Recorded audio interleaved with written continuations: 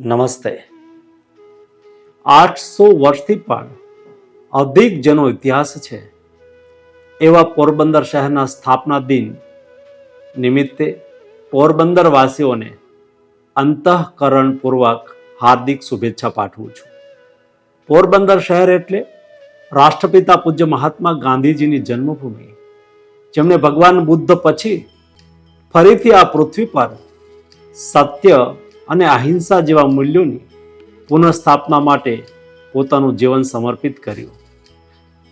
Gulabdas broker જેવા મહાન સાહિત્યકાર, દેના બેંકના સ્થાપક પ્રાણલાલભાઈ દેસાઈ પણ પોરબંદરના નટવરસિંહજી જેઠવા જેવા કીર્તિ સમ્રાટ રાજાની આ ધરતી છે. અહીં પરમ યાચક સુદામાની તપોભૂમિ આજે પણ આપણને આશીર્વાદ અને શક્તિ આપે છે. પોરબંદર એટલે શૂરવીરતા અને સંઘર્ષની ધરતી. પોરબંદરે હંમેશા ઉતાર ચઢાવ જોયા છે. સંઘર્ષની વચ્ચે પણ પોરબંદરનું ખમીર અડીખમ અને અકબંધ રહ્યું છે.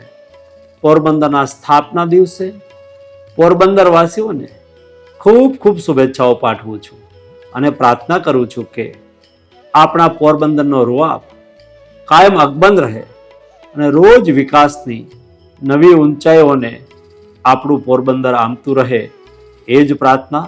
ધન્યવાદ.